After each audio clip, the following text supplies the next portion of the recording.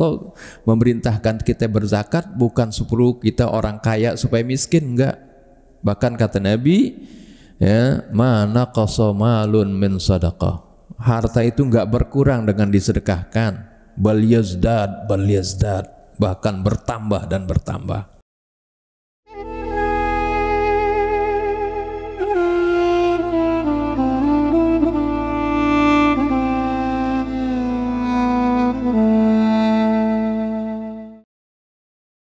Bismillahirrahmanirrahim. Alhamdulillahilladzi hadana li hadza wa ma kunna linahtadiya lawla an hadana Allah. Wassalatu wassalamu ala sayyidina Muhammad ibn Abdullah wa ala alihi wa sahbihi wa man jahada fi sabilihi wa wala. Amma ba'du. Para hadirin dan hadirat Jamaah Masjid Al-Mahdi yang dimuliakan Allah Subhanahu wa taala. Alhamdulillah wa syukurillah, kita panjatkan puji syukur kita kehadirat Allah Subhanahu wa ta'ala atas segala karunia-Nya, rahmat-Nya, taufik serta hidayah-Nya yang tercurah kepada kita, terutama sekali nikmatul iman wal Islam, dan nikmat bagaimana kita masih dapat diberikan kesempatan untuk beribadah di bulan yang mulia ini, di bulan Ramadan. Hadirin dan hadirat sekalian, insyaallah kita akan dalam kajian ini kita akan merenungi firman Allah dalam surah Al-Anfal ayat 41. Ya. Ini kita akan renungi karena ini berkaitan banyak hal, terutama sekali kita sekarang berada di tanggal 16 kan. Nanti malam 17 yang dikenal dengan malam Nuzulul Quran. Dari mana itu asalnya pengertian itu? Nanti kita terjawab dengan merenungi ayat ini, ya. Juga di ayat ini nanti insya Allah kita akan bahas tentang, sedikit saja kita singgung, ya, tentang perang Badar, ya, karena ini turun ayat ini di saat tersebut. Juga tentang ghanimah dan pembagiannya, ini juga sebagian, ya, sedikit kita bahas, ya, dan juga tentang ada prosentase pembagian zakat, ya, ini kita akan singgung sebentar, tapi insya Allah minggu depan kita akan bahas lebih lengkap, ya, seperti yang pernah saya tuliskan, ya, waktu itu tentang zakat. Ini lengkap sekali dari Al-Quran dan juga dari Sunnah. Ini kalau kita pakai acuan ini, kita bisa menjawab berbagai masalah zakat yang berhubungan dengan berbagai aktivitas ekonomi zaman sekarang. Kalau kita hanya baca kitab, misalnya kitab fikih yang dikarang 1000 tahun yang lalu, ada yang 1100 tahun yang lalu, kemudian diterapkan dengan pada zaman sekarang, akhirnya kita bingung. Tapi kalau ngacunya kepada Al-Quran dan Sunnah Nabi, kita akan bisa menjawab tantangan zaman, ya, permasalahan di zaman ini bisa kita. Karena anggap ini simpel sedikit, hanya ada 12 halaman, ya. Tapi insya Allah bisa menjawab, ya, masalah zakat di segala zaman, karena yang kita ngacunya dengan Al-Quran, karena Al-Quran itu salihun likulli zamanin wa makan. Al-Quran sesuai, relevan di setiap zaman dan tempat, seperti itu, ya. Tapi ini enggak saya bahas sekarang, hanya memang saya sengaja ini tulis di sini masalah prosentase berapa sih zakat yang harus dikeluarkan. Anda tulis 2,5%, karena ini, tapi Anda kasih tanda tanya di sini, karena biasa tuh, coba lihat nanti, ya, di jalan tol spanduk-spanduk misalnya, oh ini sudah dapat THR, jangan lupa keluarkan zakatnya 2,5%. Emang semua zakat 2,5% seperti itu? Ya, bahkan persentase yang disebutkan dalam Al-Quran bukan 2,5%, itu 20% ini di ayat ini disebutkan. Ya, tapi memang kemudian dirinci nanti ada kategori-kategorinya yang insya Allah kita bahas minggu depan aja ya. Tapi hari ini kita akan renungi firman Allah dalam surah Al-Anfal,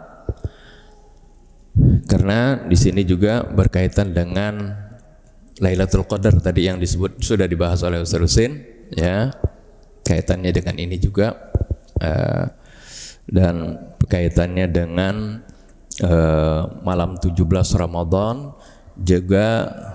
Bagaimana, ya, suka ada yang bertanya, kalau malam Lailatul Qadar katanya di Indonesia, lalu kalau di Amerika gimana itu? Kan mereka siang. Ya, mereka siang, bagaimana malam Lailatul Qadarnya kapan gitu kan?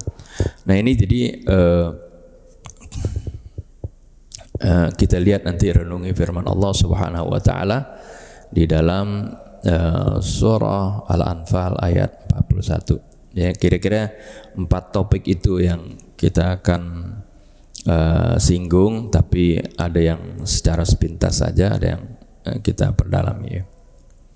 Sebagaimana biasa, marilah kita awali renungan kita ini dengan membaca Ummul Kitab Suratul Fatihah.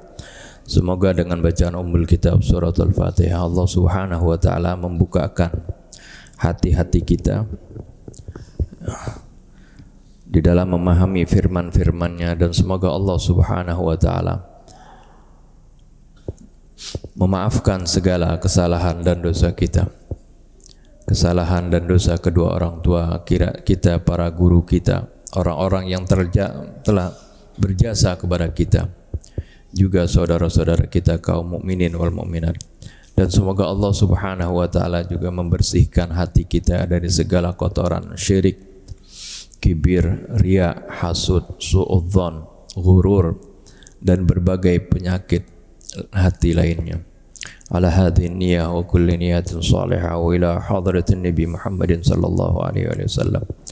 Al-Fatihah.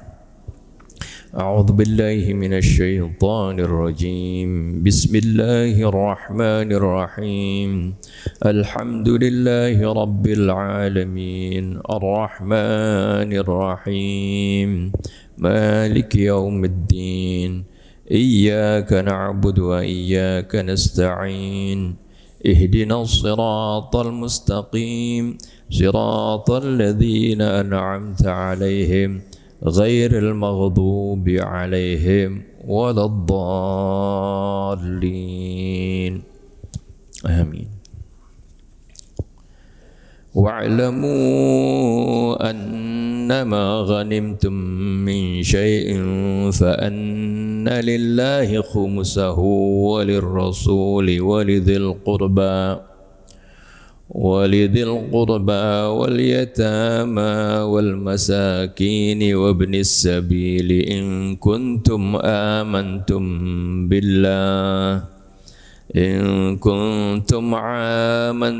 بالله وما أنزلنا على عبدنا يوم الفرقان يوم التقى الجمعان والله على كل شيء قدير.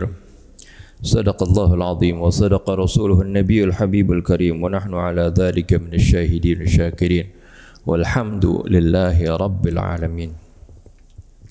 سبحانك لا علم لنا إلا ما علمتنا إنك أنت العليم الحكيم. ربنا زدنا علما وألحقنا بالصالحين. ربنا لا تزغ قلوبنا بعد إذ هديتنا وهب لنا إنك أنت السميع العليم. Para hadirin dan hadirat jamaah Masjid Al-Mahdi yang dimuliakan Allah Subhanahu Wa Taala, ini ayat ini berada di surah Al-Anfal ayat 41. Ya, Al-Anfal sendiri itu artinya harta rampasan perang. Ya.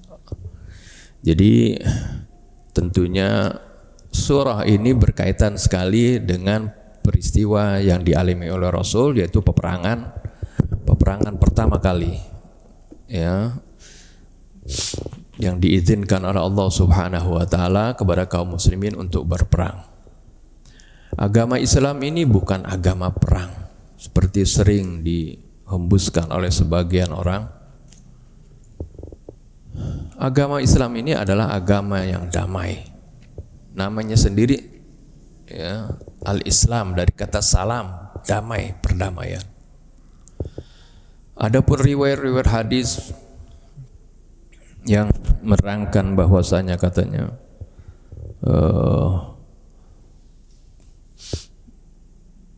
aku diutus dengan membawa pedang seperti itu, ya. Dan rizkiku tahta dhilalis suyuf, rizkiku di bawah naungan pedang, seperti itu. Ini menjelekkan Islam sekarang, riwayat hadis yang dhaif seperti ini, ya. Islam itu agama perdamaian, selalu menyerukan perdamaian. Kenapa terjadi peperangan? Itu Allah terangkan. Ayat yang pertama mengizinkan kaum muslimin untuk berperang setelah beliau Nabi Muhammad SAW dan kaum muslimin berhijrah ke Madinah, ya, banyak sahabat, ya, bertanya-tanya, kenapa ya Rasulullah kita nggak diizinkan untuk berperang? Tahun pertama belum, baru tahun kedua Hijriyah turun ayat dalam surah Al-Anbiya, uzina lilladzina yuqataluna bi annahum dzulimu. Diizinkan bagi mereka yang diperangi. Kenapa? Maksudnya diizinkan untuk berperang, ya. Diizinkan bagi mereka yang diperangi, ya, untuk balas memerangi. Kenapa? Bi annahum dzulimu, dikarenakan mereka telah dizalimi. Jadi alasan utama pertama peperangan itu karena dizalimi, karena ditindas, dibunuhin, diambil hartanya, ya. Masa sih tidak boleh kita mempertahankan diri kita seperti itu? Secara logika saja nggak bisa, kan? Nurani kita nggak bisa, ya. Kalau kita misalnya keluarga kita selalu di negara kita diintimidasi, dijajah seperti itu, diam aja gitu, kan enggak, ya. Allah Subhanahu wa taala tekankan lebih annahum dzulimu, karena mereka dizalimi, ya. Nah, ini disebutkan dalam surah Al-Anbiya, ya, bi annahum. Nah, ini ayatnya sebentar, ya. Jadi ini alasan kenapa Allah Subhanahu wa taala mengizinkan kepada kaum muslimin, ya, untuk berperang. Ya, Al-Anbiya ayat 39. Ya. Diizinkan kepada orang-orang yang diperangi bahwasanya mereka dizalimi. Wa innallaha ala nasrihim laqadir, dan sesungguhnya Allah mampu untuk membela mereka, memenangkan mereka. Kemudian Allah terangkan dizaliminya seperti apa mereka. Alladzina ukhriju min diyarihim bighairi haqqin, yang mana mereka itu diusir dari tanah air mereka, dari rumah-rumah mereka tanpa hak, diusir. Ya, bagaimana mereka, ya, diusir, diintimidasi seperti itu. Illa ayyaqulu rabbunallah, tanpa hak, bukan karena diusir karena mereka ngontrak kemudian nggak bayar kontrakan diusir, enggak. Itu tanah-tanah mereka, ya, tanah tempat kelahiran mereka. Mereka diusir kenapa? Illa an qalu rabbunallah, hanya disebabkan illa ayyaqulu rabbunallah, karena mereka mengucapkan Tuhan kami adalah Allah. Karena mereka beriman lalu mereka diusir. Jadi ini alasan kenapa diizinkan berperang. Lalu Allah Subhanahu wa taala menyebutkan Bagaimana kalau andai kata orang yang dizalimi tidak membela diri, tidak memerangi orang yang zalim? Allah sebutkan walaula daf'ullahi nasa ba'dahum bi ba'din lahuddimat sawami'u wa bi'u wa salawatu wa masajidu yudhkaru fiha ismullahi katsira. Kalau bukan karena Allah Subhanahu wa taala, kalau bukan Allah Subhanahu wa taala menjadikan sebagian orang lain itu melawan orang satu kelompok, ya, melawan kelompok yang lain, ya, artinya kalau bukan karena adanya perlawanan seperti itu, pasti akan hancur. Lahuddimat sawami'u. Jadi andai kata orang yang zalim, orang yang menjajah dibiarkan saja, pasti semuanya akan hancur. Bahkan, ya, gereja-gereja, sinagog-sinagog, Allah sebutkan ini tempat ibadahnya bukan umat muslim saja, jadi bukan umat Islam saja. Kalau kezaliman sudah merajalela, suatu negara mengkooptasi negara lain, menjajah negara lain, pasti akan hancur di sana, ya.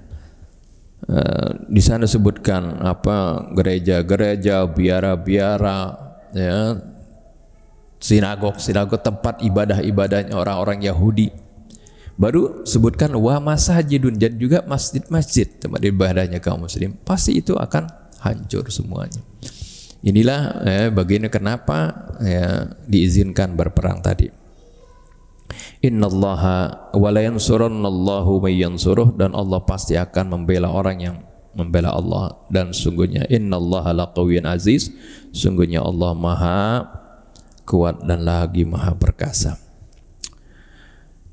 Kita kembali kepada surah Al-Anfal ini. Jadi Al-Anfal ini berbicara tentang rampasan perang. Biasanya kalau setelah peperangan itu ada rampasan perang. Nah, kata Anfal ini para ulama memberikan pengertian terbagi dua. Ada yang disebut ghanimah. Itu ghanimah artinya rampasan perang yang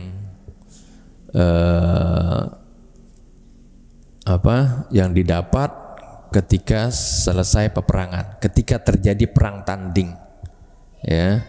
Ada lagi fai itu, ini juga rampasan perang, tapi rampasan perang yang didapat oleh kaum muslimin tanpa peperangan fisik, ya, mereka menyerah seperti itu. Tapi makna ghanimah lagi nanti di dalam ayat 40 bisa bermakna lebih luas lagi dari itu, ya, karena ayat ini dipisahkan oleh Allah Subhanahu wa taala.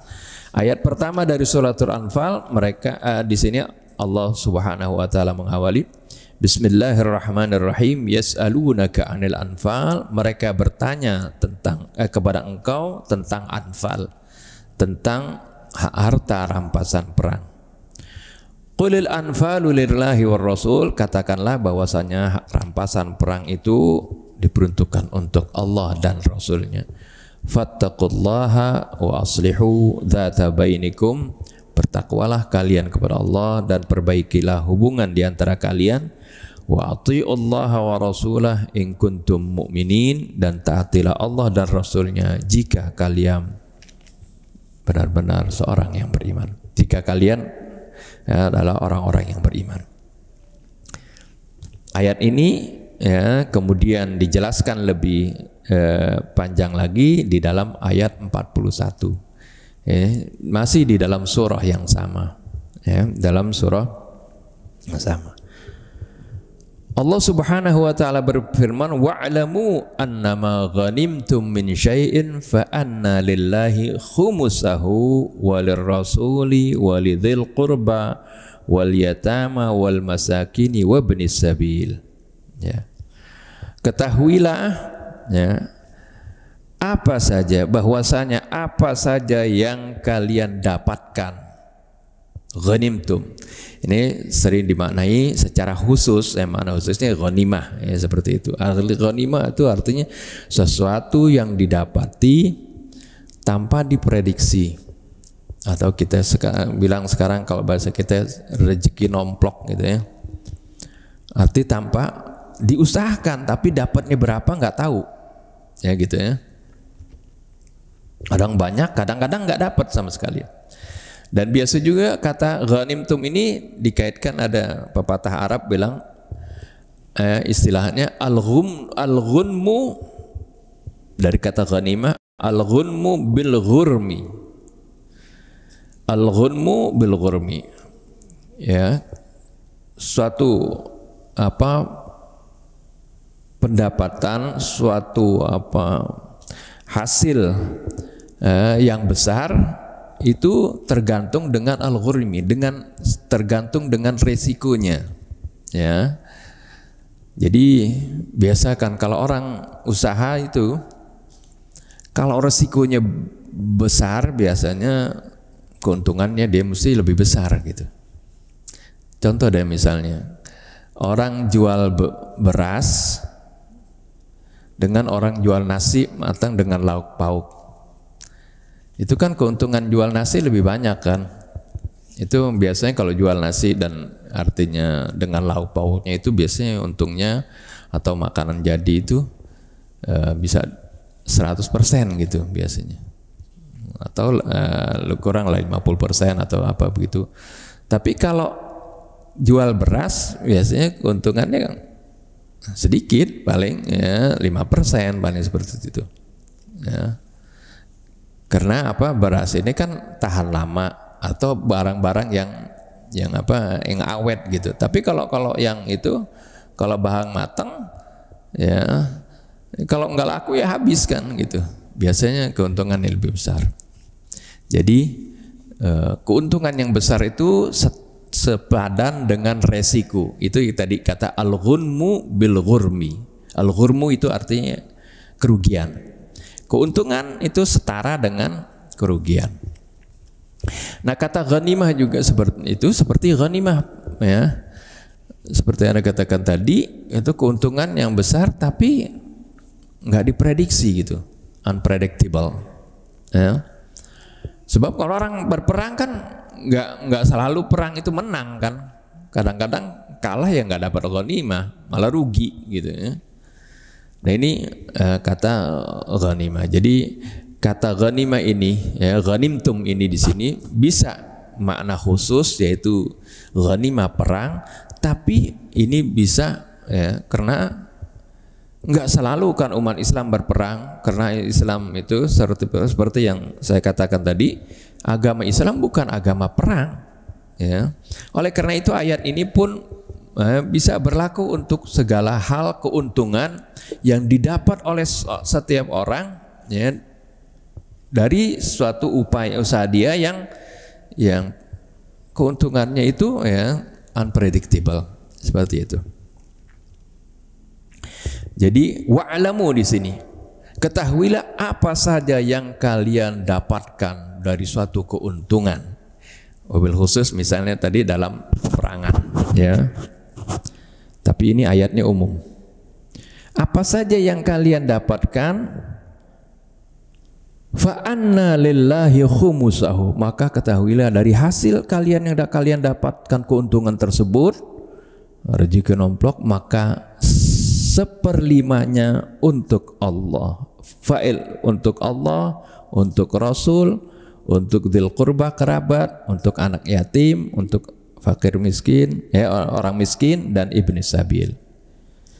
Jadi ini adalah ketentuan dari Allah Subhanahu wa taala untuk, ya, apa saja kalau kita mendapatkan rezeki, ya, sisihkan 20%-nya untuk Allah, untuk Rasul, untuk kerabat, untuk anak yatim, untuk orang miskin, dan ibni sabil. 5 golok, ya, 5, ya. Khumus namanya ini, khumusahu, khumus. Khumus itu artinya 1/5, ya. Kalau ini 1/5 untuk 5 golongan ini, berarti untuk satu golongan namanya khumusul khumus. 1/5 dibagi 5 lagi, 1/5 dibagi 5, ya, sama dengan 1/25 gitu, ya, untuk bagi masing-masing bagi bagian. Ini khumus ya. Dan inilah bagian yang Anda katakan tadi, kadar yang harus dikeluarkan ya, yang disebutkan langsung oleh Allah Subhanahu wa taala, kadarnya itu 20%. Khumus itu 1/5 kan sama dengan 20%. 1/5 ya kali 100% itu 20% ya. Ini khumus artinya 1/5 atau 20%. Inilah kadar yang disebutkan dalam Al-Quran ya. Tapi ini dalam fikih jarang diterangkan. Itu yang harus nggak populer. Yang populer yang paling dikit. Benar kata orang waktu itu belum lama, kalau nggak ada kalau nggak salah ada pendeta mengatakan seperti itu. Oh, kita kan zakatnya lebih banyak, kata kita 10%, orang Kristen bilang gitu. Umat Islam zakatnya berapa? 2,5%. Jadi bagaimana umat Islam mau makmur, mau sejahtera, zakatnya aja 2,5%. Ya, ini kan menunjukkan bakhil. Kalau bakhil cirinya orang apa? Ciri orang munafik itu bakhil. Ya. Jadi kalau antum buka di fikih yang Anda bilang tadi, kalau di fikih itu dijelaskan ada 20% memang ada pembahasannya itu, selain dalam ghanimah tadi ada dalam rikaz. Rikaz itu artinya barang rikaz itu barang tambang ya, atau kalau ente gali tanah, tahu-tahu dapat emas ya, dapat harta karun. Itu zakatnya 20%. Itu saja yang dibahas dalam fikih seperti itu. Ya. Padahal dalam hadis Nabi ya, selain tadi maghanim itu tadi, ada juga yang dibahas, ada yang selain 20% ini yang tegas-tegas dalam Al-Qur'an, ada yang 10% zakat pertanian. 10% itu. Ya, kalau pertanian ini diirigasiin sendiri seperti itu, ada beban di sana, Allah ringankan 5% seperti itu ya. Adapun 2,5% itu hanya pada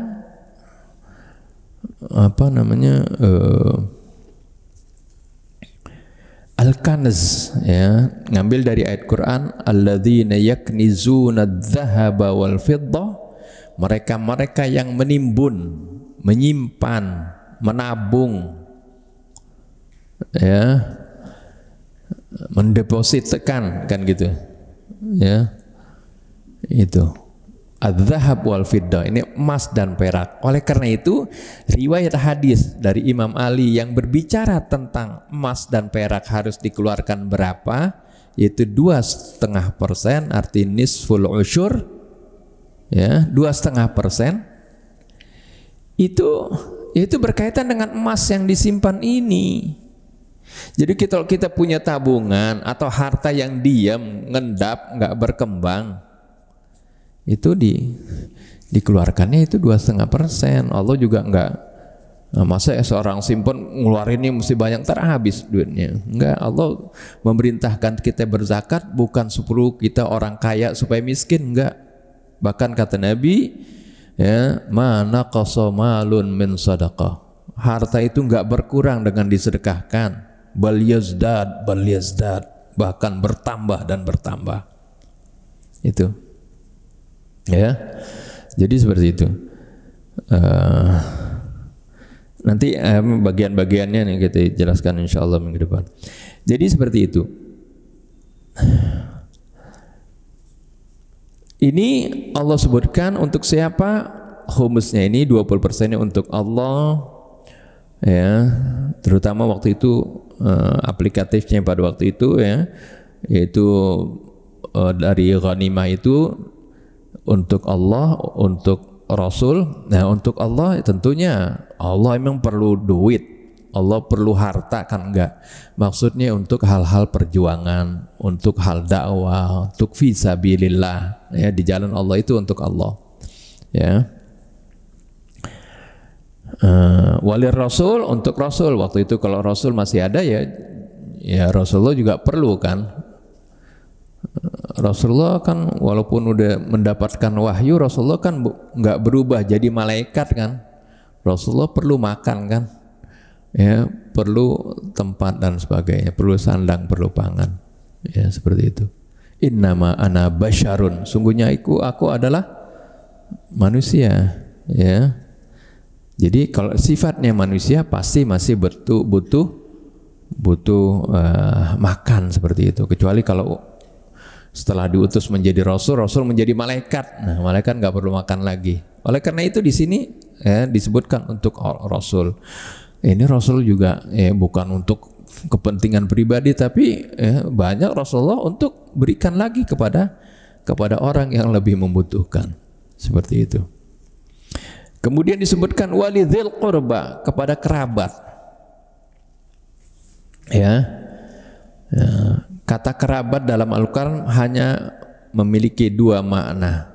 Sering diserayungkan kata kurba ini untuk hal-hal yang luas sekali. Sebenarnya ada dua.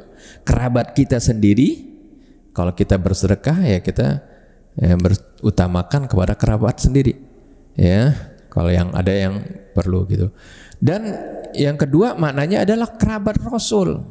Ya, di sini malah ketika berbicara tentang ayat 41 ini, Imam Hasan ibn Ali bin Abi Thalib binti Fatimah Zahra binti Rasulullah sallallahu alaihi wasallam, ketika ditanya tentang dzil qurba, yatama wal masakin wa ibnis sabil, itu semuanya dia bilang itu semuanya adalah kerabat-kerabatnya Rasul. Untuk kerabat-kerabatnya Rasul, termasuk anak yatim, masakin, wabni sabil, seperti itu makna khususnya. Tapi makna umumnya ya kerabat. Yang pertama kerabat Rasul dan juga kerabat kita sendiri. Ya kalau dulu ya untuk kerabat Rasul, kalau kita sekarang misalnya dapat rezeki nomplok 20% ini selain untuk Allah dan Rasulnya, untuk kerabat ya, kalau ada kerabat Rasul ya, atau kerabat kita sendiri, wal yatama, dan untuk anak-anak yatim, wal masakin, orang miskin, dan wabni sabil, dan ibni sabil, anak jalanan atau perantau. Ini ya tentang bagaimana pembagian harta ghanimah secara khusus maupun pembagian harta kalau kita mendapatkan rezeki yang tadi ya unpredictable tadi.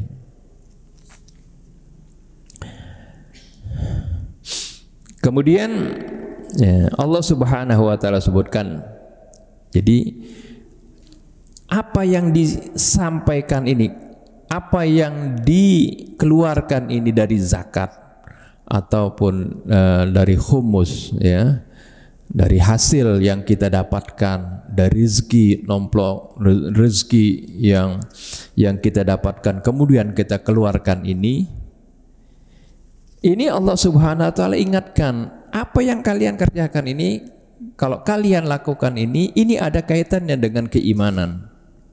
Ini menunjukkan bukti akan keimanan kalian. In kuntum amantum billah, jika kalian beriman dengan Allah. Wa ma anzalna ala abdina, dan beriman kepada apa yang kami turunkan kepada hamba kami, yaitu Al-Quran. Jadi kalau kalian beriman kepada Allah dan beriman kepada Al-Quran, pasti akan gampang kalian melaksanakan perintah Allah ini. Ketika dapat rezeki kita mau berbagi seperti itu ya. Tapi kalau nggak ada iman berat seperti itu. Oh masa sih ya, saya yang dapat rezeki kok mau dibagi-bagi, sebentar berkurang rezeki saya, seperti itu. Nah ini Allah kaitkan, jika kalian beriman kepada Allah dan apa yang kami turunkan kepada hamba kami, yaitu maksudnya Al-Quran. Jadi yang Allah turunkan kepada Rasulullah kan Al-Quran. Kapan itu? Yaumal furqan, yaumal taqal jam'an. Yaitu jika kalian beriman kepada Allah dan kepada apa yang kami turunkan, yakni Al-Quranul Karim yang kami turunkan kapan? Yaumal furqan, yaitu pada hari terjadinya Al-Furqan, pemisahan antara yang hak dan yang batil. Yaumul Furqan dijelaskan lagi yaumal taqal jam'an, ketika bertemunya dua pasukan. Yaitu maksudnya ini menceritakan tentang perang Badar. Perang pertama yang dijalani oleh Rasulullah SAW, dan ini memberikan kemenangan yang gemilang. Di mana pada perang tersebut Rasulullah SAW membawa pasukannya cuma 313 pasukannya. Sedangkan kufar Quraisy pada waktu itu dipimpin oleh Utbah bin Rabi'ah, bukan Abu Sufyan. Abu Sufyan nggak ikut waktu itu. Di perang Uhud baru Abu Sufyan. Utbah bin Rabi'ah, ini Utbah ini bapaknya Hindun, Hindun binti Utbah. Makanya di perang Badar ini Utbah sebelum perang secara massal, biasanya kalau dulu perang ada pendahuluan dulu, perang tanding. Ya, antum bisa lihat nanti film Ar-Risalah Itu di mana ada 3 pahlawan masing-masing dari kelompok kaum muslimin dan juga dari kufar Quraisy tampil. Dari kaum muslimin ada Sayyidina Hamzah, kemudian Sayyidina Ali, kemudian ada Ubaidah, kalau nggak salah. Ini 3 yang Ubaidah lupa, yang 3 dari kaum muslimin, juga dari orang musyrik 3 orang, termasuk Utbah tadi. Utbah berhadapan dengan Sayyidina Hamzah. Sayyidina Ali menghadapan lagi 1 orang. Jadi 1 lawan 1, perang tanding. 2 mati terbunuh, yaitu Utbah dibunuh oleh Sayyidina Hamzah, dan juga 1 lagi lawan Sayyidina Ali juga terbunuh. Yang 1 kaum muslim dari pihak kaum muslimin, Ubaidah itu meninggal. Oleh karena itu Hindun begitu marah, begitu dendam kepada Hamzah karena ayahnya dibunuh di perang Badar itu kan. Akhirnya kan kemudian dia nyewa seorang pembunuh yang bernama Wahsy itu untuk membunuh Sayyidina Hamzah, khusus ditugaskan di perang Uhud. Ini sedikit refleksi tentang perang Badar. Bisa lihat lagi di film Ar-Risalah gitu. Itu baik sekali untuk dilihatnya. Jadi Allah Subhanahu wa taala terangkan di sini, singgung di sini bagaimana kapan Al-Qur'an diturunkan.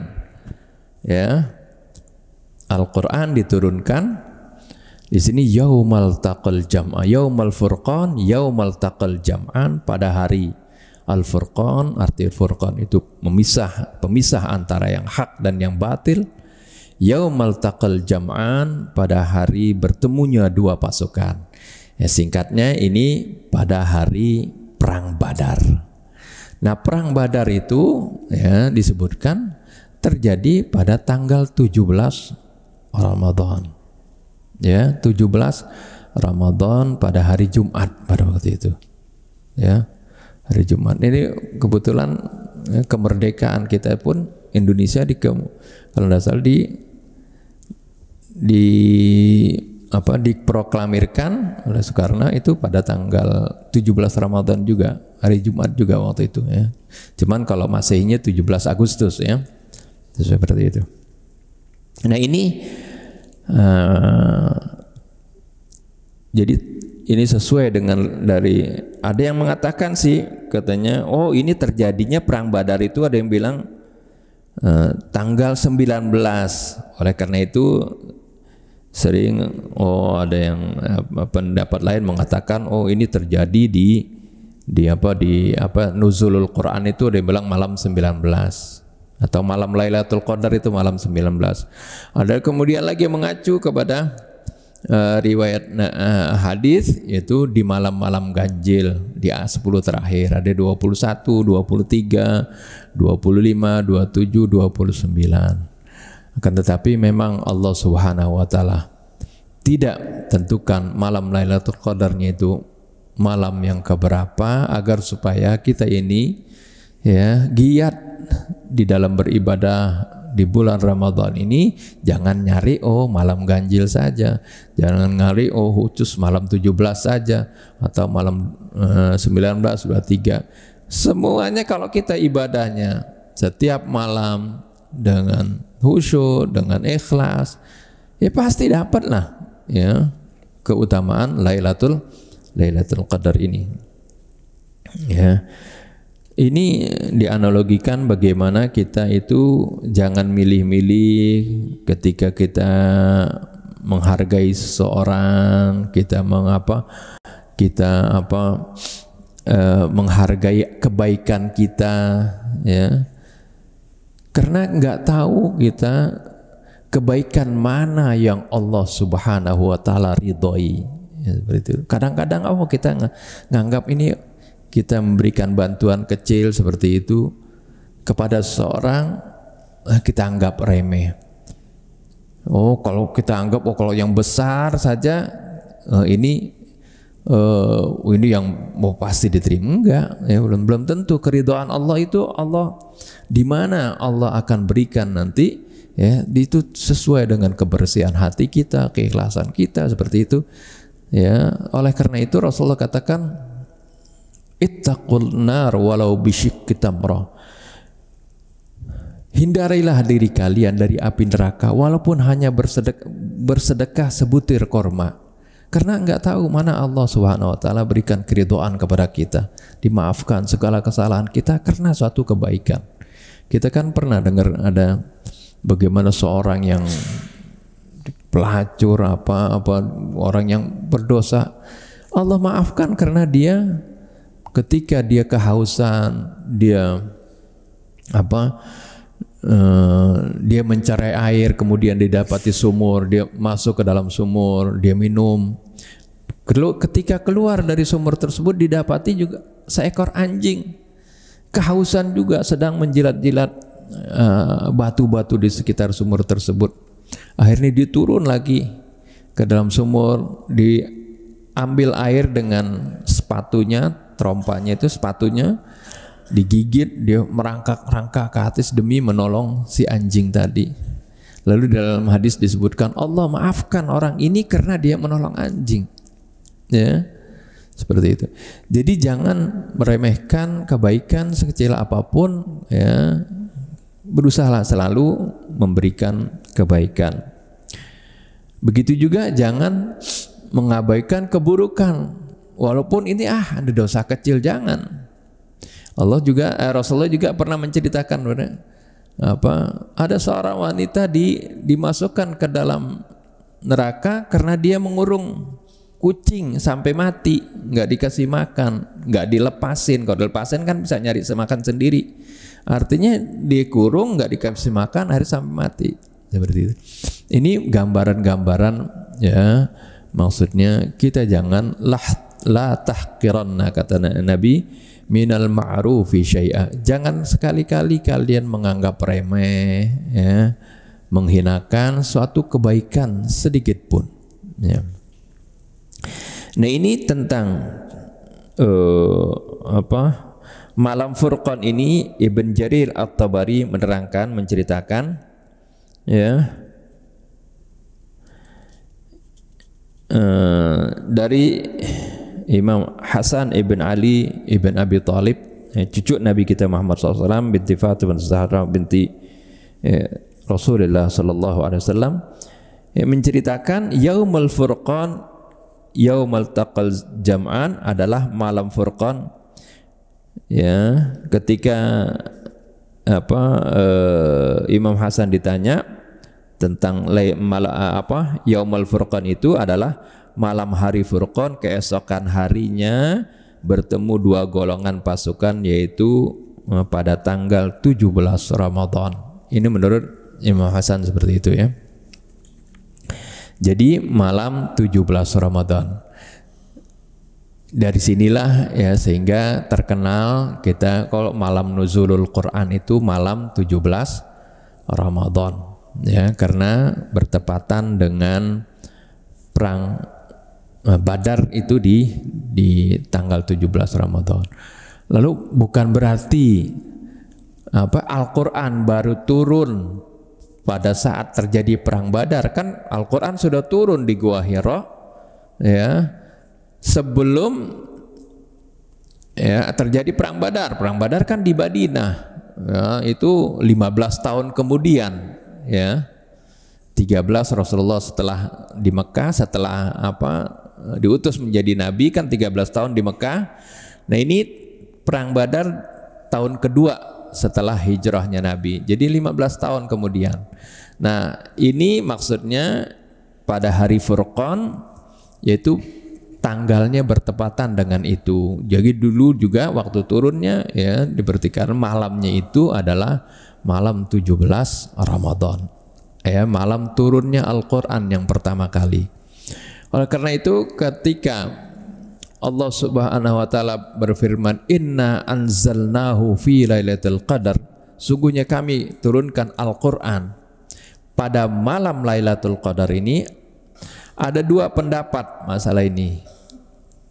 Kok Allah turunkan Al-Quran ini pada malam Lailatul Qadar, padahal kita ketahui Al-Quran ini turun kepada Nabi ya selama 23 tahun kan, bertahap turunnya, sedikit demi sedikit turunnya ya. Wa Qur'anan faraqnahu litaqra'ahu 'alan nasi 'ala mukthin wa nazzalnahu tanzila. Dan Al-Qur'an ini kami pisah-pisahkan ya, agar supaya Nabi bisa membacakan kepada para sahabat, kepada manusia secara perlahan-lahan. Wa nazzalnahu tanzila, dan kami turunkan Al-Qur'an secara bertahap. Ini itu kan selama 23 tahun. Kok Allah Subhanahu wa taala sebutkan inna anzalnahu fi lailatul qadar, sungguhnya kami turunkan Al-Qur'an pada malam Lailatul Qadar. Ini Ibnu Abbas ada dua pendapat. Kalau Ibnu Abbas berpendapat bahwasanya maksudnya Al-Qur'an diturunkan pada malam Lailatul Qadar adalah dari Lauhil Mahfuz, karena Al-Qur'an ini ya, sudah tersusun di Lauhil Mahfuz secara seperti yang kita dapati sekarang ini, yaitu diawali surat Al-Fatihah sampai diakhiri dengan surat An-Nas, itu sudah tersusun di Lauhil Mahfuz. Kemudian diturunkan secara sekaligus, jumlatan wahida ila sama'id dunya fi baitil izzah min sama'id dunya. Diturunkan pada malam Lailatul Qadar ya, itu secara sekaligus dari Lauhil Mahfuz ke langit dunia. Dari langit dunia diturunkan kepada Nabi secara bertahap, yaitu diawali surah Al-Alaq dulu 5 ayat dulu, dan kemudian diselingi oleh ayat-ayat yang lain seperti itu, secara bertahap dan acak ya. Kemudian setelah itu Nabi perintahkan kepada juru tulis wahyunya untuk menyusun ya, setelah sudah terkumpul banyak, setiap turun dicatat semuanya. Tapi kemudian disusun, diperintahkan turun ayat ini, setelah ini kelanjutan dari ayat anu, turun lagi ayat yang lain, ini kelanjutan dari itu. Para juru tulis wahyu itu menulis, disebut kutabul wahyi. Ini atas perintah Rasul. Jadi penyusunannya sesuai wahyu dari Allah melalui malaikat Jibril, dan malaikat Jibril sampaikan pada Rasul, Rasul sampaikan kepada juru tulis wahyu untuk menyusun Al-Quran ini. Makanya susunannya unik, bukan susunan para sahabat. Zaman sahabat kemudian ditulis ulang ya, diperbanyak, itu ya benar. Tapi kalau penyusunan pertama adalah berdasarkan wahyu. Ini pendapat pertama dari Ibnu Abbas.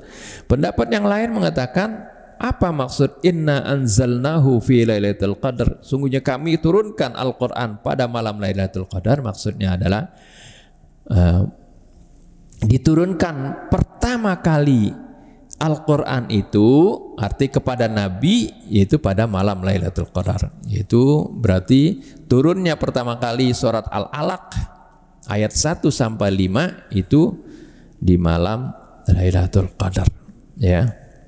Ini tentang surat Al-Qadar dan juga kaitannya dengan Yaumal Furqan, Yaumal Taqal Jam'an.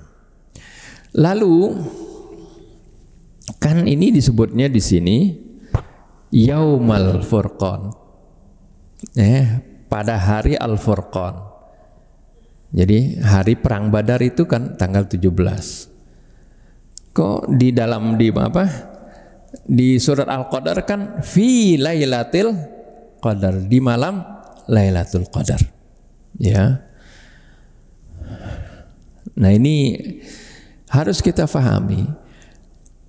Perubahan hari itu dalam kalender Hijriyah itu dimulai sejak terbenamnya matahari maghrib, ya. Itu sekarang ini tanggal 16. Nanti malam itu, ya, setelah maghrib itu sudah masuk tanggal 17. Sampai besok itu tanggal 17, siang harinya juga tanggal 17. Sampai terbenam matahari lagi baru masuk 18, seperti itu. Jadi satu hari sejak maghrib nanti malam ini itu masuk tanggal 17. Nah, jadi masuk dalam hari yang ke-17, begitu ya.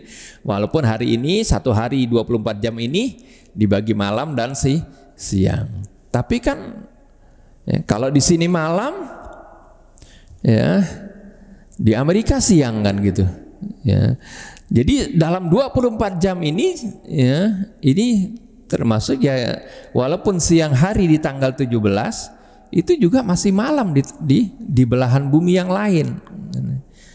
Ya, jadi malam tanggal 17 di kita, ya, kita malam di sana mungkin baru siang, tapi mereka pun nanti akan mengalami malamnya. Ya, mengalami malam ketika kita 12 siang, di sana juga sudah 12 malam. Ya, di tanggal yang sama, tanggal 17 dari Rabiul Awal. Jadi seperti itu ya. Jadi jangan bingung lah, kalau daerah lain malam Lailatul Qadarnya apa? Ya sama seperti itu, karena hari itu dimulai dari terbitnya terbenamnya matahari sampai terbenamnya lagi hari berikutnya. Ini dalam kalender Islam ya, seperti itu ya, kalender Hijriyah atau kalender Qamariyah. Beda dengan kalender kita Masehi kan, yang umum seperti itu kalendernya. Ini kalender Hijriyah, kalender kita ya. Beda maksud saya dengan kalender Masehi ya, atau kalender yang nasional yang dipakai gitu. Kan hari itu baru katanya berubah tanggal itu tanggal jam 00 malam, tengah malam ya. Beda ya. Jadi kita harus ingat ini, karena kalender Hijriyah ini kalender kita berkaitan dengan amal ibadah kita harus paham ya perubahan harinya seperti itu. Dan juga ya dari sini seharusnya ya puasanya juga kita ini sama harusnya, karena ya penetapan awalnya itu harusnya sama, karena semuanya ini bisa dihitung secara ilmiah, secara ayat-ayat kauniyah.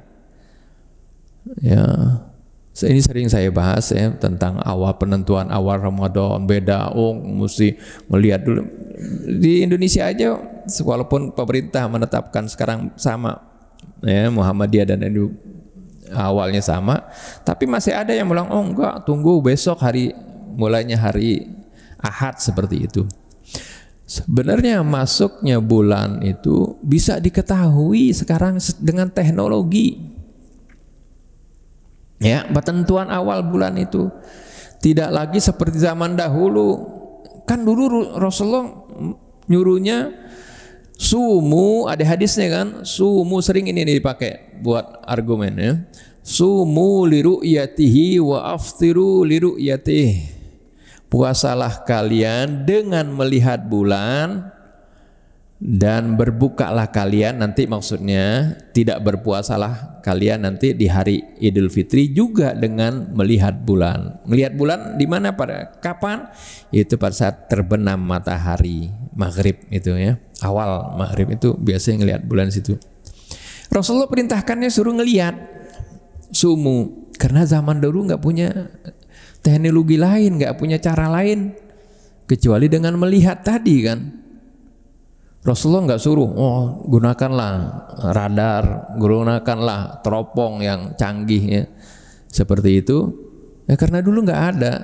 Rasulullah itu kalau berbicara pasti sesuai dengan keadaan umat pada waktu itu, sesuai daya tangkap masyarakat pada waktu itu. Begitu juga cara sebenarnya menentukan waktu-waktu sholat kita setiap hari. Sholat kan kalau dulu, maksudnya waktu zuhur nih ntar nih, bukan jam 12 lewat berapa misalnya.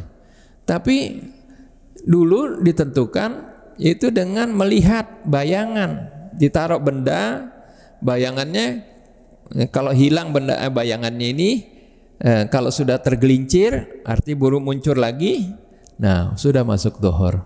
Kalau masih pas di tengah-tengah, itu belum masuk zuhur. Pas tergelincir matahari, ya, bayangannya sudah condong ke timur, ya, baru masuk waktu zuhur. Itu penentuan waktunya begitu dulu. Waktu asar gimana? Itu ketika bayangan ini kita taruh tongkat kayu misal 1 meter, matahari sudah di sana di arah barat, maka bayangannya kita ukur sini. Kalau masih sama, masih dalam waktu zuhur. Ketika bayangannya sudah lebih, udah masuk waktu asar, kan begitu dulu. Apa sekarang mau tentukan waktu zuhur ngelihat begitu lagi keluar muadzin ke depan gitu, ngelihat kan enggak. Begitu juga waktu subuh ketika terbitnya fajar shadiq. Fajar shadiq itu cahaya sinar yang mendatar ya. Ada lagi sebelumnya fajar kadhib, yang artinya kalau ada sinar vertikal, itu bukan.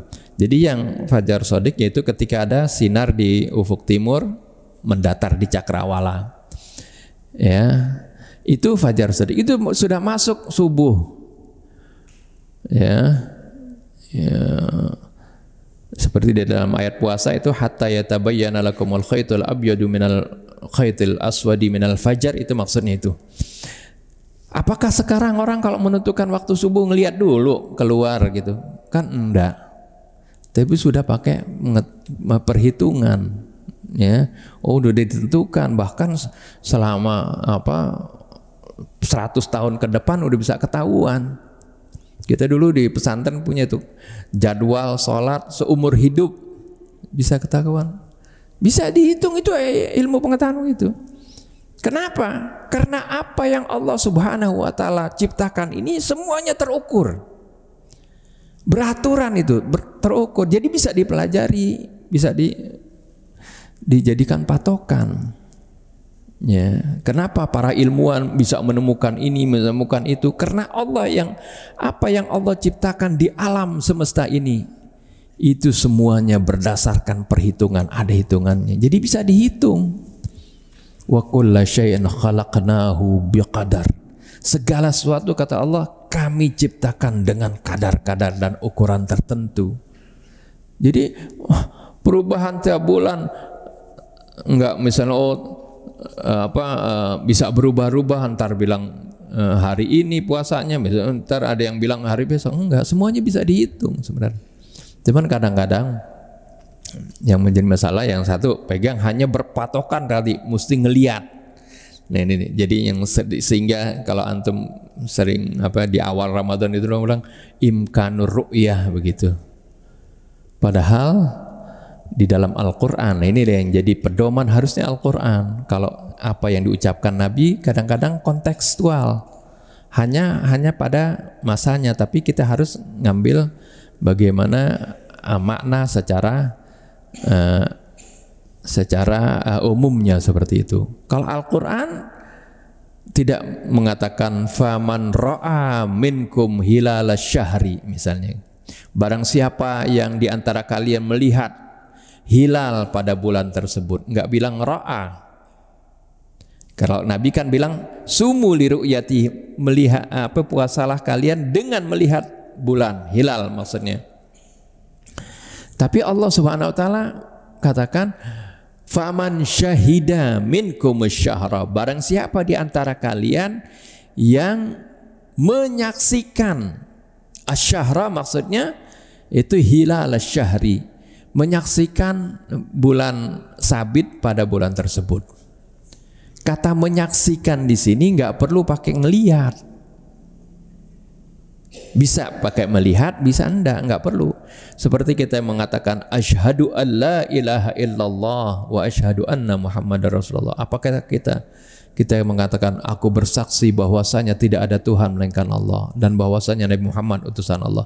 Apakah kita pernah melihat Allah lalu kita bilang aku bersaksi? Kan enggak. Kata asyhadu ini, bersaksi ini arti bersaksi berdasarkan ilmu, ya, ilmu yang mendasari keyakinan. Nah, seperti itu. Kan dengan ilmu kita bisa yakin. Saya tahu di sini apa saya katakan, kenapa lampu ini bisa nyala? Karena di sini ada arus listrik. Emang nggak pernah saya lihat ada arus listrik sini, tapi saya yakin berdasarkan ilmu pengetahuan, berdasarkan eksperimen. Karena tanpa aliran listrik lampu ini tidak nyala, seperti itu. Kok bisa yakin? Sekarang bisa yakin kan sekarang. Kalau nggak yakin coba aja putus, mati ini. Karena enggak. Nah ini keyakinan adanya Allah lebih yakin ya dari hal ini, seperti itu. Harus lebih yakin dari itu. Nah ini makna syahidah. Arti syahidah itu nggak perlu dengan harus melihat. Berarti berdasarkan ilmu. Oleh karena itu Allah katakan dalam Al-Quran dalam surah Isra, wala taqfu ma laysa laka bihi ilmun. Jangan kamu mengikuti sesuatu yang tanpa dasar ilmu. Innas sam'a wal basara wal fuada kullu ulaika kana anhu mas'ula. Karena pandangan kita, penglihatan kita, pendengaran kita, hati kita, semuanya ini akan dimintai pertanggungjawaban nanti oleh Allah. Jadi harus berdasarkan ilmu. Begitu juga tadi ya, ketika masalah zakat apa kan harus ada dasarnya, dasar ilmu. Semuanya mengacunya kepada Al-Quran. Nah itu kalau andai kata kaum muslimin itu bisa sepakat dalam penentuan apa awal bulan ya, baik itu bukan Ramadan saja, Syawalnya, kemudian Dzulqa'dahnya, Dzulhijjahnya, penentuan hari Arafah, kan nggak perlu berselisih gitu kan ya. Padahal baik dari Muhammadiyah maupun dari NU itu pakar-pakar ilmu falaknya jago-jago, tahu semuanya, sudah tahu. Cuman beda, satulah kasih standar melihat, baru imkanur ru'yah dulu 2 derajat sudah masuk bisa dilihat.